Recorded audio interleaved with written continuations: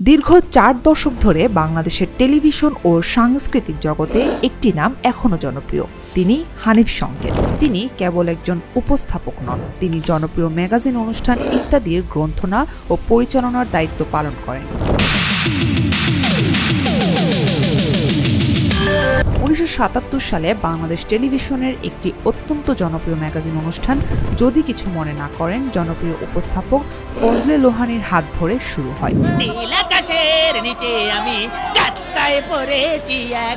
এই অনুষ্ঠানেই সহকারী হিসেবে হানিফ সংকেত টেলিভিশন জগতে পা রাখেন।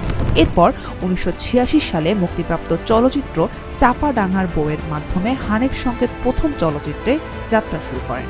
রাজ্জাক পরিচালিত ও প্রযোজিত এই সিনেমাতে তিনি ঘটন ঘোষ চরিত্রে অভিনয় করেন। ১৯৮৯ সালে যাত্রা শুরু করা ইত্যাদি আজ দেশের সবচেয়ে জনপ্রিয় টেলিভিশন অনুষ্ঠানে পরিণত হয়েছে। নানি ডাকে নাতি, নাতি ডাকে নানি, ঝগড়া ছাড়া দিন চলে না, এ তো সবাই জানি। এটি নিছক একটি বিনোদনমূলক অনুষ্ঠান নয়, বরং সমাজের একটি জীবন্ত প্রতিচ্ছবি।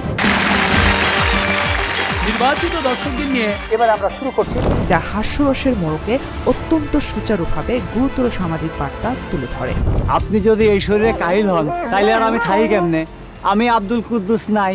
অফিসে দুর্নীতি, নাগরিক অসচেতনতা, নৈতিক মূল্যবোধের অবক্ষয় এবং কঠিন বিষয়টি তিনি তার তীক্ষ্ণ ব্যঙ্গবিদ্রুপ উপস্থাপনের মাধ্যমে দর্শকদের চোখে আঙ্গুল দিয়ে দেখিয়ে দেন। আর এই পর্বে অংশগ্রহণ করার জন্য আপনাদের অনেক অনেক ধন্যবাদ। তাদের জন্য করতালি। উপস্থাপনার বাইরেও হানিফ সংকেত একজন খ্যাতিমান লেখক।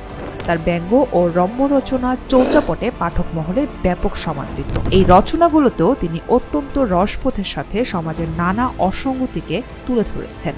অন্যদিকে ক্যামেরার পেছনে পরিচালক হিসেবে তিনি নির্মাণ করেছেন বহু জনপ্রিয় নাটক, যার প্রতিটিতেই থাকে সুনির্দিষ্ট সামাজিক বার্তা, যেমন রটে বটে ঘটে না, আয় ফিরে তোর প্রাণের বারান্দায় বা শেষে এসে অবশেষে।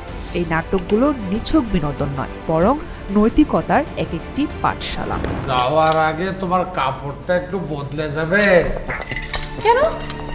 আমার কাপড়ের সমস্যা কি হলো? দেশের জন্য তার এই বহুমুখী অবদান রাষ্ট্রীয়ভাবে স্বীকৃত।